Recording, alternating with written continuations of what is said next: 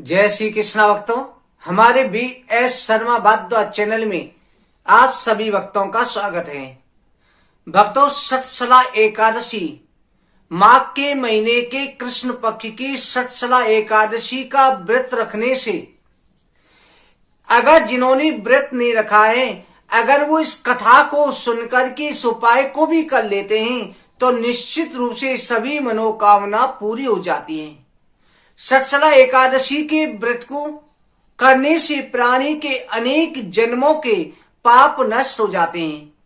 एकादशी के दिन जो है सर्वप्रथम स्नान आदि से शुद्ध होकर के भगवान श्री नारायण के सामने अपने घर के अंदर भगवान की फोटो हो, विष्णु भगवान की, कृष्ण भगवान की, उन फोटो के सामने बैठ कर के आपको जो इस कथा को सुनना चाहिए और जो उपाय बताया जा रहा है, आपकी कैसी भी मनोकामना हो, मनोकामना की पूर्ति के लिए उपाय को अवश्य करना चाहिए। भक्तों, इस दिन आपको क्या करना चाहिए? एक तो आपको स्नान के बाद में सूर्य देव को अर्घ दे करके, और जो सूर्य को अर्घ देना है उसमें थोड़े काले तिल डाल करके अर्घ दें। उसमें रोली डालें, मीठा डालें, गुड़ शक्कर आदि काले तिल डालें, तो डाल करके सूर्य को अर्घ दे करके उसके बाद में इस कथा को श्रवण करें और ये उपाय करें। अब हम एकादशी की कथा प्रारंभ करते हैं। बोले एकादशी मातम की जय। एक समय पर दालभ ऋषि ने पुलस ऋषि से पूछा कि भगवान, मृतलोक के मनुष्य ब्रह्म हत्यादि मान पाप करते हैं, पराये धन की चोरी, दूसरों की उन्नति को देखकर की ईर्ष्या करते हैं, अनेक प्रकार के व्यसनों में फंसे रहते हैं, फिर भी वो नरक से मुक्त हो जाते हैं, पापों से मुक्त हो जाते हैं, स्वर्ग को प्राप्त होते हैं। इसका कारण क्या है? वो कौन सा दान पुण्य करते हैं? कृपा करके कहिए। पुलिस ऋषि कहने लगे कि माँ बाप, आपने अत्यंत सुंदर प्रश्न पूछा। इससे संसार के जीवों का कल्याण होगा। ब्रह्मा, विष्णु, रुद्र, इंद्र आदि भी इस गुप्त वेद को नहीं जानते, परंतु मैं आपको सुनाता हूँ। माघ मास के लगते ही स्नान आदि से शुद्ध होकर के इंद्रियों को वश में करके काम, क्रोध, लोभ, मोह, ईर्ष्या, अभिमान त्याग करके जो है भगवान का स्मरण करना चाहिए। पुष्य नक्षत्र में गोबर, कपास, तिल मिला करके उनके कंधे उपले बनाने चाहिए। उन उपलों से, यानी कि गाय के गोबर के उपलों पर तिल के द्वारा 108 बार हवन करना चाहिए। इस दिन जो है मूल नक्षत्र हो, एकादशी तिथि हो तो सबसे श्रेष्ठ योग बन जाता है। स्नान आदि से निवृत्त होकर के देवादेव श्री विष्णु भगवान का पूजन करना चाहिए और एकादशी की रात्रि को जागरण करना चाहिए। दूसरे दिन जो है द्वादशी को धूप दीप नैवेद्य से भगवान की पूजा करके द्वादशी को खिचड़ी का भोग लगाना चाहिए। एकादशी के दिन खिचड़ी का भोग नहीं लगाया जाता, इस दिन फलाहार भोग लगाया जाता है। भगवान कृष्ण का पूजन करके एकादशी के दिन पेठा, नारियल, सीताफल, सुपारी सहित भगवान की पूजा करें और प्रार्थना करें कि दीनों को शरण देने वाले, इस संसार सागर में फंसे हुए प्राणियों का उद्धार करने वाले आप ही हैं। हे पुंडरीकाक्ष, हे जगत गुरु, आप लक्ष्मी के सहित मेरी इस वस्तुओं को अर्ध को स्वीकार करें।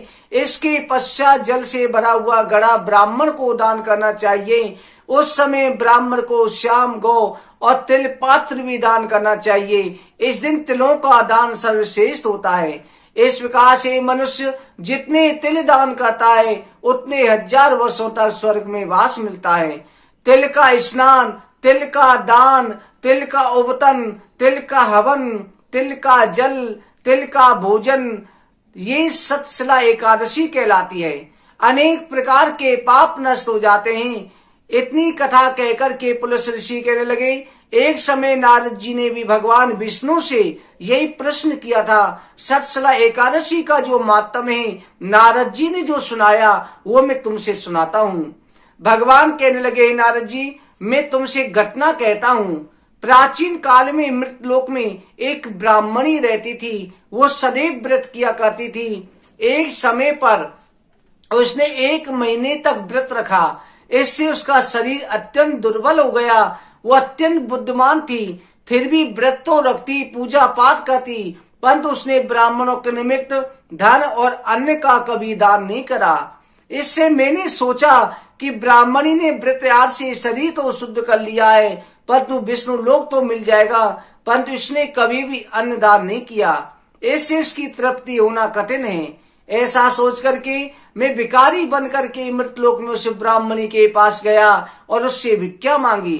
तब कहने लगी, महाराज आप यहाँ किस लिए आए हैं? मैंने कहा कि मुझे भिक्षा चाहिए। इस बार उसने जो है एक मिट्टी का ढेला जो है मेरे भिक्षा पात्र में डाल दिया। इससे मैं स्वर्ग लोक को उसे लेकर के लौट आया। कुछ समय के पश्चात ब्राह्मणी शरीर त्याग कर के स्वर्ग में आई। मिट्टी दान करने से ब्राह्मणी को स्वर्ग में सुंदर महल मिला, परंतु उसने अपने घर को अन्न आदि सामग्रियों से शून्य पाया। तब मेरे पास आकर बोली, हे भगवान, मैंने अनेकों व्रतों के द्वारा आपकी पूजा करी है, फिर भी मेरा घर अन्न आदि से शून्य क्यों है? मैंने कहा, पहले तुम अपने घर जाओ, देव स्त्रियां तुम्हें देखने के लिए आएंगी, तुम सत्सला एकादशी का पुण्य विधि सुन लो, तभी द्वार खोलना। भगवान के ऐसे वचन सुन करके वो ब्राह्मणी अपने घर को गई। जब देव सुंदर स्त्रियां उनको देखने के लिए आई, तब ब्राह्मणी से बोली कि आप हमें देखने आई हैं, आप इसलिए सत्सला एकादशी का मातम कहिए। जब ब्राह्मणी ने यह अनुरोध किया, तब देव स्त्रियों ने सत्सला एकादशी का मातम सुनाया। ब्राह्मणी ने मातम सुनकर के द्वार खोला। देवांगनाओं ने देखा वो ना तो गांधर्वी है, ना असुरी है, बल्कि पहले जैसी मनुष्य है। यह देख करके ब्राह्मणी ने भी फिर स्त्रियों के अनुसार सत्सला एकादशी का व्रत किया और इस व्रत के प्रभाव से सुंदर रूपवती हो गई और देवांगना बन गई। उसका घर अन्य समस्त सामग्रियों से भरपूर हो गया। भगवान कहते हैं कि मनुष्यों को सत्सला एकादशी के व्रत के लोभ न करके तिल आदि का दान अवश्य करना चाहिए। इससे दुर्भाग्य, दरिद्रता और पाप नष्ट होकर के मोक्ष की प्राप्ति होती है। ये एकादशी का सर्वश्रेष्ठ माहात्म्य है। एकादशी की कथा सुनने से भी प्राणियों के सभी पाप नष्ट हो जाते हैं और अंत में उनको जो है मोक्ष की प्राप्ति होती है। बोले एकादशी मातम की जय। भक्तों, एकादशी की कथा श्रवण करने के बाद आपको जो है अपनी मनोकामनाओं की पूर्ति के लिए, हर मनोकामना के लिए अलग अलग उपाय हम तिल के द्वारा बता रहे हैं। जैसे पुत्र संतान प्राप्ति की इच्छा है, जिनके दंपतियों के संतान नहीं हो रही, या जिनको पहले से बेटियां पुत्र प्राप्ति की इच्छा रखते हैं, तो आपको करना यह है कि सफेद तिल गुड़ में मिलाकर के 11 छोटे छोटे लड्डू बनाने हैं। उन लड्डुओं को जब आपने कथा सुनिए भगवान के सामने अर्पित करना है। भगवान के सामने अर्पित करके अपनी मनोकामना बोले और संतान गोपाल मंत्र का जाप करें। इसके बाद में उन लड्डुओं में से 5 लड्डू अगर आपने अपने घर के अंदर ही चढ़ाए तो उन 5 लड्डुओं को मंदिर में भेज दें। 5 लड्डू जो उनका प्रसाद बांध दें सब में घर में, और 1 लड्डू स्वयं ग्रहण करना है। ये करना है और साथ में तिल डाल करके सूर्य को अर्घ्य देना है। दोस्तों, अगर किसी का कोक बंधन है, गर्भ धारण नहीं होता, या कोक बंधन है, या किसी के ऊपर टोने टोट के कोई बीमार रहता है, शरीर कष्ट ज्यादा रहता है, तो उसको दूर करने के लिए करना यह है कि पीपल का एक पत्ता लेना है, उसके ऊपर स्वास्तिक चिन्ह बना करके फिर पीपल के पत्ते पर एक मुट्ठी काले तिल रख करके अपनी मनोकामना बोलते हुए पीपल के नीचे रख के आना है, या बहते हुए जल में प्रवाहित कर देना है। अगर कोई बीमार रहता है, हर समय कोई ना कोई बीमारी लगी रहती है, तो उन्हें इस भगवान शिव जी की पूजा करके एक मुट्ठी काले तिल भगवान शिव जी के शिवलिंग पर अर्पित करने हैं। अगर शादी में रुकावट आ रही है, या पति पत्नी में कलेश रहता है, कोई विघ्न है, तो उसके लिए भी चाहिए सफेद तिल के 11 लड्डू बनाएं और गणेश जी के आगे रख करके उनमें से गणेश जी के सामने पूजा करें, अपनी प्रार्थना करें, साथ में हरी दूर्वा गणेश जी को चढ़ाएं।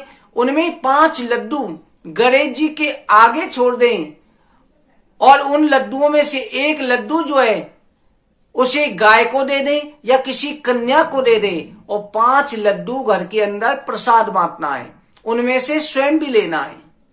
ये करें, इसे करने से शादी में आ रही रुकावट दूर होंगी और अगर गृहस्थ जीवन में पति पत्नी में कलेश रहता है तो वो भी दूर होगा। अगर किसी की गृहस्थी में जैसे पितृदोष के कारण परेशानी है, घर के अंदर वास दोष है, पितृदोष है, तो उसके लिए करना यह है कि कच्चे दूध में थोड़े से काले तिल डाल करके, मीठा डाल करके जाकर के पीपल पर चढ़ाना है और अपनी मनोकामना बोलते हो कि हमारा ये पितृदोष शांत हो, वास दोष शांत हो, कह करके पीपल पे चढ़ा के आना है और पीपल के नीचे दीपक जला देना। दोस्तों, केवल एकादशी के दिन तिल के उपायों के द्वारा आपकी प्रत्येक मनोकामना पूरी होगी और हर समस्या का समाधान होगा। अगर आपको हमारी वीडियो अच्छी लगी हो, इसे लाइक और शेयर जरूर करें। आगे की वीडियो और उपायों के साथ मिलते हैं। आप सभी को जय श्री कृष्ण।